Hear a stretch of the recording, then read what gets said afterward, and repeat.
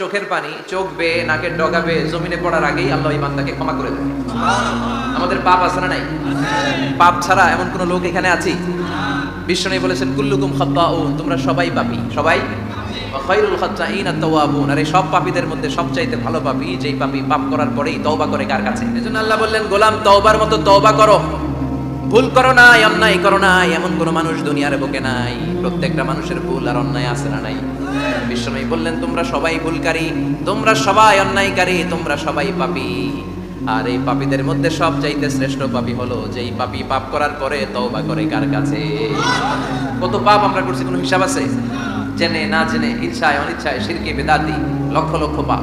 দুনিয়ার মানুষ জানে না, আমি জানি আর আল্লাহ জানে। চিল্লা এখন ঠিক কিনা? কেউ নাই, সবাই পাপী, সবাই পাপী। শুধু আমি পাপী না, আমার বাবা পাপী, আমার দাদা পাপী, আমার 14 গোষ্ঠী পাপী। চিল্লা এখন ঠিক কিনা?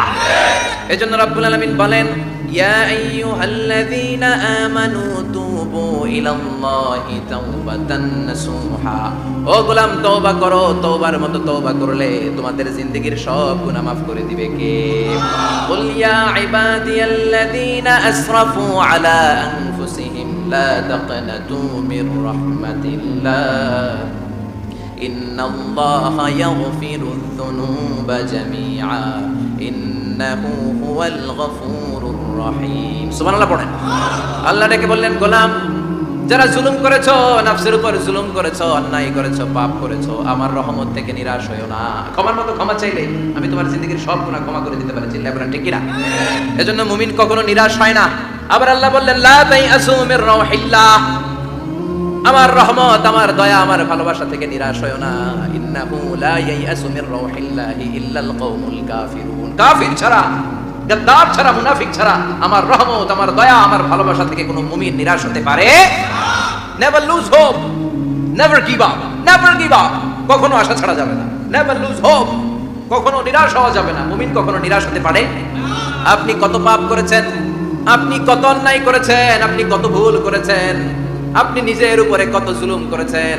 আপনার পাপ, অন্যায় আর গুনাহগুলো যদি হয় খালের পানির সমান, বিলের পানির সমান, জেনে রাখবেন আল্লাহর দয়া হলো সাগরের পানির সমান। আমাদের পাপ আর অন্যায় যদি হয় পাহাড়ের সমান, আল্লাহর দয়া আকাশের সমান। আমাদের পাপ আর অন্যায় যদি হয় আকাশের সমান, আল্লাহর দয়া আর ভালোবাসা হলো তার আরশের সমান। ঠিক কি না? কত পাপ আপনি করেছেন, চোখের পানি ছেড়ে জায়নামাজটা বিছিয়ে আল্লাহর কাছে ক্ষমা চান। চাওয়ার মতো চাইলে সব গুনাহ মাফ করে দিতে পারে কে? এজন্য রাব্বুল আলামিন বলেন গোলাম তওবা কর, তওবাকারীদেরকে পছন্দ করে কে? বিশ্বনবীর আগের গুনাহ মাফ, পরের গুনাহ মাফ। বিশ্বনবীর জীবনে কোনো গুনাহ নাই, তারপরেও বিশ্বনবী বলেন ওয়াল্লাহি লা আস্তাগফিরুল্লাহ ওয়া আতুবু ইলাইহি ফিল ইয়াউমি আকসার মিন 70 মাররা, আমি প্রতিদিন আল্লাহর কাছে 70 বারেরও বেশি তওবা করি। পাপ নাই, কোনো গুনাহ নাই, মাসুম নন, তারপরেও বিশ্বনবী প্রতিদিন তওবা আর ইস্তিগফার করতেন কয়বার? আপনি বলেন কয়বার? আমি বলি কয়বার? পাপহীন নবী, মাসুম নবী যদি 70 বারেরও বেশি তওবা করে, আমাদের করা দরকার কয়বার? কথা বলে। এজন্য সাইয়েদনা আদম আলাইহিস সালাম ভুল করেছে, আমরাও ভুল করি। সাইয়েদনা আদম আলাইহিস সালামকে আল্লাহ ক্ষমা করে দিয়েছেন, আমাদেরকেও ক্ষমা করে দিবে কে? আল্লাহর দয়া, আল্লাহর ভালোবাসা, আল্লাহর করুণা যে কত বিশাল আমাদের কোনো ধারণাই নাই। আল্লাহ ভালোবাসাকে তৈরি করে 100 টুকরা করলেন। এক টুকরা ভালোবাসা পৃথিবীর সবার মাঝে ঠেলে দিলেন, আর 99 টুকরা ভালোবাসা আল্লাহ তাআলা নিজের মধ্যে রেখে দিলেন। ওই এক টুকরা ভালোবাসার ছিটে ফোটা পেয়ে আমাদের মধ্যে ভালোবাসার ঠেলা কি দেখছেন? এক টুকরা না দিয়ে যদি আল্লাহ 20 টুকরা দিত, যদি 50 টুকরা দিত, তাহলে প্রতিদিনই 14 ফেব্রুয়ারি হয়ে যেত। এজন্য আল্লাহ ডেকে বললেন গোলাম ভালোবাসা তৈরির পরে আমি 100 টুকরা করলাম। এক টুকরা ভালোবাসা বিশ্বের সব মানুষের মধ্যে ঢেলে দিলাম, 99 টুকরা ভালোবাসা আমি আল্লাহ নিজের মধ্যে রেখে দিলাম। দেখেন এক টুকরা ভালোবাসা পেয়ে আমাদের মধ্যে কত ভালোবাসা। ভালোবাসার গান আছে না নাই? নাটক আছে না নাই? উপন্যাস আছে না নাই? ভালোবাসার ফিল্ম আছে না নাই? হাজবেন্ডের জন্য ওয়াইফের ভালোবাসা, বন্ধুর জন্য বন্ধুর ভালোবাসা, আবার গার্লফ্রেন্ডের জন্য বয়ফ্রেন্ডের ভালোবাসা আছে না নাই? আমরা কি এই ভালোবাসা করব? ভালোবাসা সব হবে বিয়ের পরে। চিল্লায় বলেন ঠিক কিনা? আপনি আপনার হাত স্ত্রীর হাতের সাথে মিলালে 2 হাতের সগীরা গুনাহ মাফ করে দেয় কে? আপনি আপনার নজরটা স্ত্রীর চেহারার দিকে ফেললে চোখের সগীরা গুনাহ মাফ করে দেয় কে? আবার বিশ্বনবী বললেন শীতের রাতে এক কম্বলের নিচে যখন তোমরা শুয়ে থাকো, তখনও তোমাদের আমলনামাটা সওয়াব দিয়ে পূর্ণ করে দেয় কে? কি সুন্দর ইসলাম! What a balanced religion we have got from our Lord. আল্লাহর কাছ থেকে কি ভারসাম্যপূর্ণ জীবন বিধান আমরা পেয়েছি। পরকীয়া করলে গুনাহ, আর স্ত্রীর সাথে ভালোবাসা প্রকাশ করলে সওয়াব আছে না নাই? আপনি ভালোবাসার কথা স্ত্রীকে বলবেন, স্ত্রীর প্রশংসা করবেন, তার সাথে খুনসুটি করবেন, সওয়াব আছে না নাই? কিন্তু ভাবির সাথে করলে গুনাহ আছে না নাই? শালীর সাথে করলে, কাজিনের সাথে করলে, আল্লাহ তুমি বুঝার তৌফিক দাও। ভালোবাসা তিনি 100 টুকরা করে সবার মধ্যে ঢেলে দিলেন 1 টুকরা, নিজের মধ্যে রাখলেন 99 টুকরা। এরপরেও কত ভালোবাসার উপমা গোটা বিশ্বব্যাপী। প্রাণীদের মধ্যে আল্লাহ ভালোবাসা দিলেন। দেখবেন মুরগির বাচ্চা নিয়ে যখন মা মুরগিটা হাঁটে, ছোট বাচ্চাটা ধরা যায় না, ধরতে গেলেই লাফিয়ে কামড়াতে আসে, ঠিক কিনা? বাছুরের গায়ে হাত দেওয়া যায় না, গাভী রেগে যায়। ছেলের জন্য ছেলেকে বাঁচাতে যে বাবা অ্যাক্সিডেন্ট করে মরে যায়, কলিজার টুকরা মেয়েটারে বাঁচানোর জন্য মা মরে যায়, আছে না নাই? আমি নিজে পেপার কাটিং এ পড়েছি, বন্যার পানিতে পানি খেতে খেতে মা শেষ। দুধের বাচ্চাটা মেয়েটারে বালতির মধ্যে ধরে মা মাথার উপরে তুলে ধরেছে, বন্যার পানি খেতে খেতে মা শেষ, বাচ্চা মরে নাই। তার মানে কলিজার টুকরা মেয়ের জন্য মা জীবন বিলিয়ে দিয়েছে। 1 টুকরা ভালোবাসার ছিটে ফোঁটা তোমরা পেয়েছো। সাইয়েদনা আদম থেকে শুরু করে up to the day of judgement, কিয়ামত পর্যন্ত সবাই মিলে আমরা ভাগে যদি কয় টুকরা? কথা বলেন। আর আল্লাহ নিজের কাছে রেখে দিয়েছেন কয় টুকরা? তাহলে ভালোবাসা আল্লাহর বেশি না কম? আল্লাহর যে এই অপার দয়া ভালোবাসা, এটার উপর আস্থা আছে তো? নাকি নিজের ঈমান আর আমলের উপর আস্থা রাখবেন? আমাদের আমল, আমাদের ইবাদত, আমাদের সালাত, যাকাত, এগুলো আমাদেরকে জান্নাতে নিতে পারবে? আমাদেরকে জান্নাতে নিতে পারে শুধুমাত্র কেবলমাত্র আল্লাহর দয়া আর ভালোবাসা। আমরা যে লোক দেখানো নামাজ পড়ি, ইবাদত করি, আল্লাহর কসম এটা মিজানের পাল্লা রেখে দিলে এটার কোনো ওজনই হবে না। আমাদের আশার জায়গা, ভরসার জায়গা একটা, সেটা হলো আল্লাহর দয়া। চিল্লায় বলেন ঠিক কিনা? জান্নাত বানিয়ে কি লাভ? আপনার একটা বান্দারও জান্নাতে ঢুকাতে পারবেন না। আমারে বানিয়েছেন জাহান্নামী, আমি আমার সর্বোচ্চ চেষ্টা দিয়ে আপনার সবগুলা বান্দারে জামাতে জাহান্নামে নিয়ে একসাথে ঢুকবো। পারলে জাহান্নাম আরো কয়েকটা বাড়িয়ে বানান। আল্লাহ বললেন কেন কেন? শয়তান বলে লা আকুদান্না লাহুম সিরাতাকাল মুস্তাকিম। আপনার বান্দা জামাতে নামাজ পড়তে যেতে চাইবে, ওখান থেকে ধোকার ওয়াসওয়াসা দিয়ে আমি গানের কনসার্টে নিয়ে যাব। তাফসীর মাহফিলে কোরআন শুনতে যেতে চাইবে, ধোকা দিয়ে আমি মদের আড্ডাখানায় নিয়ে যাব। ওয়ালা তাজিদু আকসারাহুম শাকিরিন। একটারেও জান্নাতে ঢুকাতে পারবেন না। চ্যালেঞ্জ দিলাম। আল্লাহ বলল, শয়তান তুই আমারে চ্যালেঞ্জ দেস? আমি তো সব রাজার বড় রাজা, মহারাজা, আমার সাথে তো কেউ চ্যালেঞ্জ দিয়ে টিকতে পারে না। চিল্লা এখন ঠিক কিনা? শয়তান তুই চ্যালেঞ্জ দিলি, আমিও তোর চ্যালেঞ্জ দিলাম। ওয়া ইজ্জাতি ওয়া জালালি ওয়া ইরতিফাই মাকানি, আমার ইজ্জতের কসম, আমার জালালিয়াতের কসম, আমার মহানত্বের কসম, আমার ক্ষমতা আর দাপটের কসম, আজীবন আমার বান্দা গুনাহ করবে, পাপ করবে, অন্যায় করবে, কোন এক তাফসীর মাহফিলে এসে চোখের পানি ছেড়ে যখন ক্ষমা চাইবে, আমি জীবনের সব গুনাহ মাফ করে দেব। আমি আমার বান্দার জীবনের সব গুনাহ মাফ করে দিয়ে জান্নাতে ঢুকায় দেব। তখন তুই কি করবি? লাগফিরান্না লাহুম মা দামু ইস্তাগফিরুনি। যতক্ষণ আমার বান্দা আমার কাছে ক্ষমা চাইবে, আমি আমার বান্দার জীবনের সব গুনাহ মাফ করে দেব। সুবহানাল্লাহ পড়ো। এজন্য রব্বুল আলামিন বলেন, ইয়া আইয়ুহাল্লাযীনা আমানু তুবু ইলাল্লাহি তাওবাতান নাসুহা। তওবার মতো তওবা করো। তওবার মতো তওবা করলে যত বড় অন্যায় হোক, পাপ হোক, গুনাহ হোক, সব গুনাহ মাফ করে দিতে পারে কে? সাইয়েদনা আদম আলাইহিস সালাম ভুল করলেন, শত শত বছর কাঁদলেন। আল্লাহ বললেন, ও আদম, কিছু বাক্য তোমারে শিখিয়ে দেই, এই বাক্য দিয়ে তুমি আমার কাছে তওবা করো, তোমার তওবা কবুল করে নেব। সাইয়েদনা আদম বললেন, রব্বানা, পড়েন, রব্বানা যালামনা আনফুসানা ওয়া ইল্লাম তাগফির লানা ওয়া তারহামনা লানাকুনান্না মিনাল খাসিরিন। ও আল্লাহ, আমি জুলুম করেছি নফসের উপর, ভুল করেছি, অন্যায় করেছি, অপরাধ করেছি, আপনি যদি ক্ষমা না করেন আমি শেষ হয়ে যাব। লানাকুনান্না মিনাল খাসিরিন, আমি ক্ষতিগ্রস্তদের মধ্যে শামিল হয়ে যাব। ঠিক কি না? এই আয়াত দিয়ে, এই দোয়া দিয়ে যখন সাইয়েদনা আদম তাওবা করলেন, মুহূর্তেই তাওবা কবুল করে নিয়েছে কে? আমরাও যদি পাপ করি, অন্যায় করি, আমাদেরও পাপগুলো মোচন করার একজন আছে না নাই?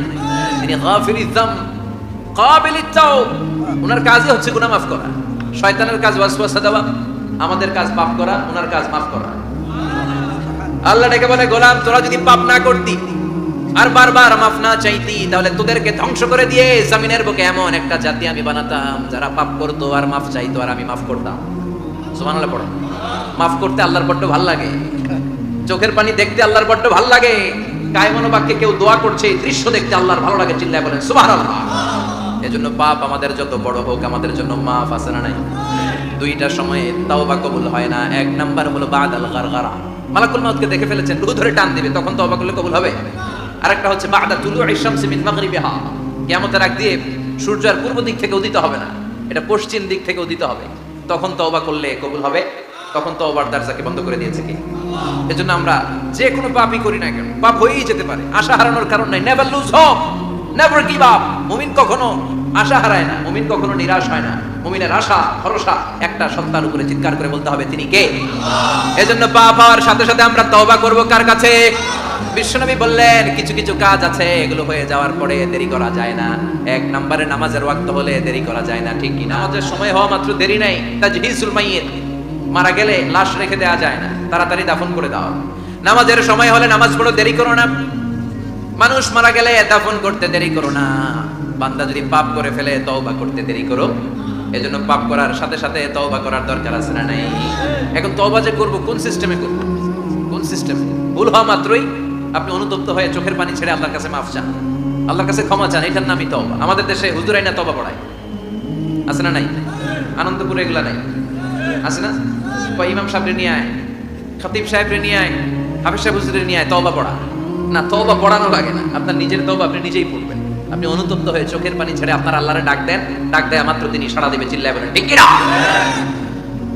ওলামা ইকরামরা তওবার 5টা শর্ত আরোপ করেছে। এই 5টা শর্তের আলোকে যদি তওবা করেন মুহূর্তের মধ্যেই তওবা কবুল করে নেবে কে? এক নাম্বার শর্ত হচ্ছে আল ইকরা, acknowledgement. You have to acknowledge that you are the great sinner in the world. এই পৃথিবীর সবচেয়ে বড় পাপী। 5টা শর্তের এক নাম্বার হচ্ছে আপনি স্বীকার জান আল্লাহ আমার চেয়ে বড় পাপী আকাশের নিচে জমিনের উপরে দ্বিতীয়টা নাই। এমন কোনো পাপ নাই যে আমি করি নাই। আমার চেয়ে নাদান, আমার চেয়ে পিশাচ, আমার চেয়ে বড় পাপী দ্বিতীয়টা কেউ। অ্যাকনলেজ ইউর সিন, আপনি আপনার পাপগুলো স্বীকার করেন। Number 1. Number 2, an-nadam, repentance. You have to be repentant for what you have committed from sins. যে পাপ করেছেন এই পাপের জন্য আপনি লজ্জিত। আপনি নিজেকে আল্লাহর কাছে ছোট করে পেশ করেন, আল্লাহরে ডেকে বলেন আল্লাহ আমি আপনার গোলাম, গোলামের ঘরের গোলাম, বান্দির ঘরের গোলাম, আমারে মাফ করে দেন, আমি লজ্জিত, আমি অনুতপ্ত। তাহলে 1 নম্বর শর্ত আপনি ঘোষণা দেন যে আপনি পাপ করেছেন। 2 নম্বর শর্ত আপনাকে অনুতপ্ত হতে হবে যে আল্লাহ আমি পাপ করে ফেলেছি। 3 নম্বর you have to stop what you have committed. যে পাপ আপনি শুরু করেছেন এটা বন্ধ করে দেন। আপনি সুদের জন্য সুদ খাইছেন, আল্লাহর কাছে তওবা করলেন, আবার সুদ খাওয়া চালিয়েও যাচ্ছেন, এই তওবা কবুল হবে? সুদ খাওয়াকে বন্ধ করেন। আপনি ঘুষ খেয়েছেন, এই ঘুষ খাওয়ার কারণে আপনি আল্লাহর কাছে তওবা করলেন কিন্তু ঘুষ খেয়েই যাচ্ছেন, এই তওবা কবুল হবে? 3 নাম্বার হচ্ছে you have to stop what you have committed. আপনি যেই পাপ করেছেন এটাকে বন্ধ করেন। 4 নাম্বার শর্ত you have to hate what you have committed. আপনি যেই পাপটা করেছেন এটাকে মন থেকে ঘৃণা করেন, ওইটারে মন থেকে ঘৃণা করতে হবে। 5 নাম্বার শর্ত হচ্ছে you have to determine that you never repeat this sin again. আল্লাহর কাছে ওয়াদা দেন, কমিটমেন্ট দেন যে আল্লাহ পারতপক্ষে আমার জীবনে আর এই কাজটা করব। এই 5টা শর্তের আলোকে তওবা করলে কবুল করবে কে? 1 নম্বরে স্বীকার জান আল্লাহ আমি পাপী। 2 নম্বরে অনুতপ্ত হন। 3 নম্বরে পাপ কাজটা বন্ধ করে দেন। 4 নম্বরে ওই পাপ কাজটাকে মন থেকে ঘৃণা করেন। 5 নম্বরে আল্লাহর কাছে ওয়াদা দেন আর জীবনেও এই পাপ করব না। এই 5টা শর্তের আলোকে যদি তওবা করেন আপনার তওবা কবুল করে নিবে কে? যত পাপ যত অন্যায় আমরা করি না কেন আমাদের এই পাপগুলো অন্যায়গুলো ক্ষমা করার একজন আছে না নাই? তিনি কে? এজন্য সব সময় তওবা করতে রাজি আছেন তো? প্রতিদিন শত শতবার তওবা করতে রাজি আছেন? প্রতিদিন শত শতবার ইস্তেগফার করতে রাজি আছেন? বিশ্বনবী প্রতিদিন 70 বারেরও বেশি ইস্তেগফার করতেন। শুধু টয়লেটে যে মুহূর্তে থাকতেন ওই মুহূর্তে পড়তেন না, টয়লেটে ঢোকার মুহূর্তে বিশ্বনবী ইস্তেগফার করতে পারতেন না, তাই টয়লেট থেকে বেরোয়েই তিনি ইস্তেগফার করতেন। তিনি পড়তেন গফরানাক। কি পড়তেন? গফরানাক মানে হলো আস্তাগফিরুল্লাহ। গফরানাক মানে কি? গফরানাক মানে আল্লাহ আমি আপনার ক্ষমা চাই, মানে আস্তাগফিরুল্লাহ। আবার বিশ্বনবী বলতেন মান লাযামাল ইস্তিগফার জাআলাল্লাহু লাহু মিন কুল্লি দীকিন মাখরাজা। যে ব্যক্তি সব সময় ইস্তেগফারের সাথে লেগে থাকে তাকে সব সময় বিপদ থেকে মুক্তি দিবে কে? আমাদের জীবনে বিপদ আছে না নাই? কত ধরনের বিপদ। যে কোনো সময় অসুস্থ হয়ে যেতে পারি, যে কোনো সময় দুর্ঘটনার কবলে পড়তে পারি, যে কোনো সময় গুম হয়ে যেতে পারি। কথা কন, এদেশে গুম টুম নাই মনে হয়, ক্রস ফায়ার নাই। কে কোন সময় গুম, কে কোন সময় নাই, কোনো ঠিক নাই। আল্লাহ বিশ্বনবী বললেন মান লাযিমাল ইস্তিগফার জাআলাল্লাহু লাহু মিন কুল্লি দীকিন মাখরাজা। সব সময় যে ইস্তেগফারের সাথে আঠার মতো লেগে থাকবে আল্লাহ তাআলা তাকে বিপদ থেকে সব সময় মুক্তি দান করবেন। সুবহানাল্লাহ পড়া। 2 নম্বরে বিশ্বনবী বললেন ওমিন কুল্লি হাম্মিন ফারাজা। ওই ব্যক্তিকে রব্বুল আলামিন সব ধরনের দুশ্চিন্তা থেকে মুক্তি দিয়ে দিবে। আমাদের জীবনে দুশ্চিন্তা আছে না নাই? টেনশন নাই কার কার? হাত তুলেন তো। যে হুজুর আমার কোনো টেনশন নাই। আপনার টেনশন নাই, মাশাআল্লাহ। আমার সাথে দেখা করবেন আলোচনা করবেন। টেনশন ছাড়া মানুষ আছে? বাসার টেনশন, মরার টেনশন, কবরের টেনশন, ক্যারিয়ারের টেনশন, বিদ্যুৎ বিলের টেনশন, গ্যাসের বিলের টেনশন, বাড়ি ভাড়ার টেনশন আছে না নাই? বিশ্বনবী বললেন টেনশন ছাড়া মানুষ নেই। সব সময় আঠার মতো যে ইস্তেগফারের সাথে লেগে থাকবে তাকে টেনশন মুক্ত করে দিবে কে? 3 নাম্বার ওয়ারযুকহু মিন হাইসু লা ইয়াহতাসিব। এমন জায়গা থেকে আল্লাহ তাআলা রিজিকের ব্যবস্থা করে দিবেন সে কল্পনাও করতে পারবে না। আমি নিজে এটার প্রমাণ পেয়েছি। অনেক অনেক সময় আমি কল্পনাও করি নাই যে এখান থেকে আমার রিজিকের ব্যবস্থা হতে পারে। এমন পরিমাণে রিজিকের ব্যবস্থা এসেছে, দুই হাতে নিয়েও কুলাতে পারি নাই। এজন্য সব সময় চলতে ফিরতে উঠতে বসতে ইস্তিগফারের সাথে লেগে থাকার দরকার আছে না নেই? আবার বিশ্বনবী বললেন, সদা সর্বদা যারা সব সময় ইস্তিগফার পড়বে, আল্লাহর পক্ষ থেকে কোনো আযাব গজব তাদের উপর পাকড়াও হবে না। ওয়া মা কানাল্লাহু মুআযযিবাহুম ওয়া হুম ইস্তাগফিরুন। সুবহানাল্লাহ। যতক্ষণ তুমি ইস্তিগফার পড়বে, আল্লাহর পক্ষ থেকে প্রোটেকশন আছে না নাই? তাহলে চারটা জিনিস পেলেন। এক নম্বরে, বিপদ থেকে মুক্তি দিবে কে? টেনশন মুক্ত করে দিবে কে? রিজিকের ব্যবস্থা করে দিবে কে? আল্লাহর আযাব আর গজব থেকে আপনার হেফাজতে রাখবে কে? ইস্তিগফার পড়ার 5 নম্বর ফজিলত হচ্ছে, সব সময় ইস্তিগফার করলে আপনি মুস্তাজাবুদ দাওয়া হয়ে যাবেন। কি হয়ে যাবেন? মানে দোয়া করলেই কবুল করবে কে? মুস্তাজাবুদ দাওয়া, এই টার্মিনোলজি, এই পরিভাষাটা কি আজকে প্রথম শুনলেন? খেয়াল রাখবেন, মুস্তাজাবুদ দাওয়া মানে এমন ব্যক্তি, যেই ব্যক্তি দোয়া করতে দেরি কিন্তু দোয়া কবুল হতে দেরি হয়। হাত তুলে দোয়া করতে দেরি, মুহূর্তে দোয়া কবুল করে নেয় কে?